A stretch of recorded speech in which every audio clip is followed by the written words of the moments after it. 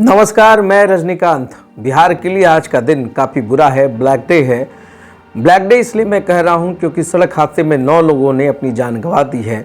सबसे पहले मैं उनके आश्रितों को, उनके परिजन को अपनी ओर से संवेदनाएं व्यक्त करता हूं और लखीसराय सिकंदरा राजकीय मार्ग पर जो स्थित है रामगढ़ चौक थाना अंतर्गत गिरौरा गांव, जहां यह हादसा हुआ है, इसकी सिहरन जो है अब दिल्ली में भी सुनाई देने लगी है।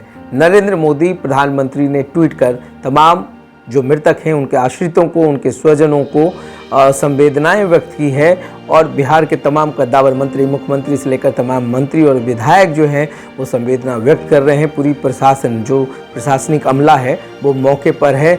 हर कोई जो चित्कार है, जो गूंज है स्वजन की, हर कोई सुन रहा है। क्या कुछ हो गया, कैसे हो गया।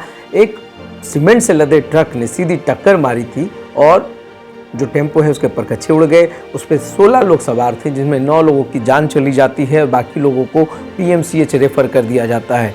ये जो 9 लोग हैं उसमें से 8 छात्र हैं और निश्चित रूप से एक बहुत बड़ा जो फैमिली के लिए सेटबैक आप कह सकते हैं। इससे बड़ा कोई बड़ा हादसा नहीं हो सकता किसी भी परिवार में, जब उसका बेटा या इकलौता कमाऊ उस घर से चला जाए। तो ये तमाम चीज़ें घटी है और इसका अफसोस है, इतना बड़ा हादसा हो जाता है। स्पीडिंग ट्रक, सिर्फ एक लापरवाही ने 9 लोगों की जान ले ली है। अब इसका जिम्मेवार कौन होगा।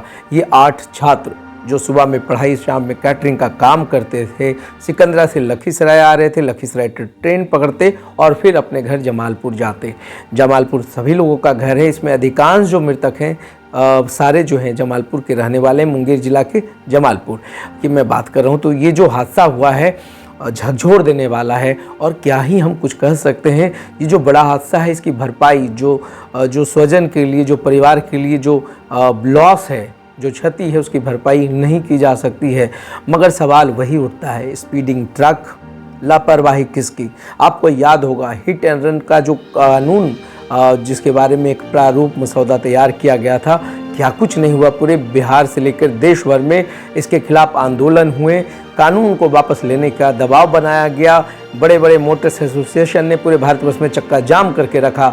यही हिट एंड रन जो पॉलिसीज़ है, जो गवर्नमेंट ने इसको लाने की कोशिश की, बाद में भले ही इस पर फिर विचार करने की बात कही गई है, मगर आप इसका 2 पक्ष भी सोच करके देखिए। पहला पक्ष तो आप सही हैं कि अगर कोई जानबूझकर गाड़ी के अंदर चलाए, गाड़ी के नीचे चलाए, उसकी मौत हो जाए, कोई खुद से गाड़ी को धक्का मार दे, उसकी क्षति हो जाए, तो ऐसे में कोई क्या करेगा। अगर वो रुकता है तो वो मॉब लिंचिंग का शिकार होगा, नहीं रुकता है तो उसके ऊपर कानूनी प्रावधान जो है, जो जेल और फिर 10 साल की जेल और जो जुर्माना की बात की जा रही थी, उससे लोग डर रहे थे कि क्या कुछ होगा। तमाम चीज़ें हैं, चालक भी परेशान थे। मगर इसका जो दूसरा पहलू है, कल के हादसे ने इस तमाम पहलुओं पर सोचने को मजबूर कर दिया है कि अब क्या होगा। हिट एंड रन में जिस तरीके से स्पीडिंग ट्रक ने इन 9 लोगों की जान ले ली है, उसका कसूरवार कौन है, कौन इसकी भरपाई करेगा, कौन इन आश्रितों के आंसुओं को पोंछेगा। ये तमाम सवाल है। सिर्फ आंदोलन करना या सरकार की नीतियों के खिलाफ जाना, क्या सिर्फ वही एक मुद्दा है, या दूसरा एक मानवीय जो पक्ष है, जो सामाजिक पक्ष है, उस पर भी विचार करना चाहिए। हर लोग को समझना चाहिए। अभी मैं सिर्फ बिहार की बात इसलिए कर रहा हूँ क्योंकि ये बड़ा हादसा बिहार में हुआ है, लखीसराय जिले में हुआ है। मगर अगर पूरे देश की मैं बात करूँ, पूरे देश के परिप्रेक्ष्य की मैं बात करूँ, तो तमाम जो बड़े हादसे हो रहे हैं, सड़क हादसे में सैकड़ों लोगों की जानें पूरे देश में जा रही है। आप आंकड़ा उठा करके देख ले क्या कुछ हो रहा है। इसके पीछे की जिम्मेवारी तो तय करनी होगी, हर हाल में करनी होगी।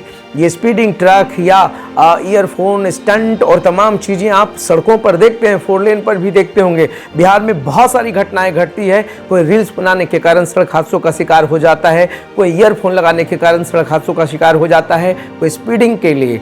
ये तमाम चीज़ें हैं। और बिहार में जहाँ कहा जाता है शराबबंदी है, ऐसे बहुत सारे मामले भी घटे हैं जिससे इनकार नहीं किया जा सकता है कि चोरी छुप के लोग शराब का सेवन करते हैं, गाड़ी चलाते हैं और उसका खामियाजा वो व्यक्ति जिसने कुछ नहीं किया है उसको भुगतना पड़ता है। ये मासूम जो 8 छात्र हैं, स्वाभाविक तौर पर ये लोग गरीब होंगे, आर्थिक रूप से संपन्न नहीं थे, तभी तो कैटरिंग का काम करते थे। पूरे घर का बोझ इन लोगों के ऊपर था।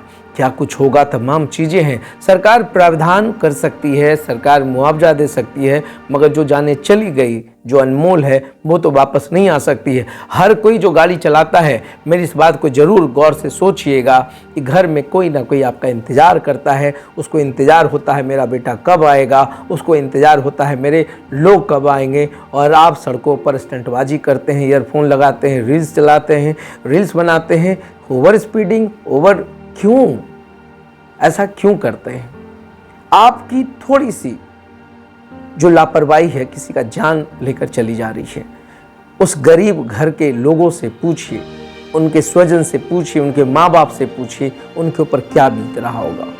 ओवरटेक करके आप किसको मजा देते हैं? आप ओवरटेक करते हैं और इंसान चला जाता है। मैं तमाम लोगों से, सार्थ इस प्लेटफॉर्म से अपील करूंगा, प्लीज़ आप लोग गंभीरता से तमाम चीज़ों को समझें। सरकार कानून बना सकती है, पालन आपको करना है। कानून से कुछ नहीं होता है, ये तो सिर्फ आपको बांधने की एक प्रक्रिया है। सामाजिक रूप से, सैद्धांतिक रूप से आपको तय करना होगा कि आपकी जवाबदेही क्या है। और फिर मैं उन तमाम लोगों के लिए जिनकी इस सड़क हादसे में मौत हुई है, अपनी ओर से संवेदना व्यक्त करता हूँ। बोलने का तो बहुत कुछ है, मगर इन मौतों ने मुझे भी झकझोर करके रख दिया है। बस इतना ही कहूँगा कि सब लोग सुरक्षित रहें, देखते रहें सार्थ। बहुत बहुत धन्यवाद।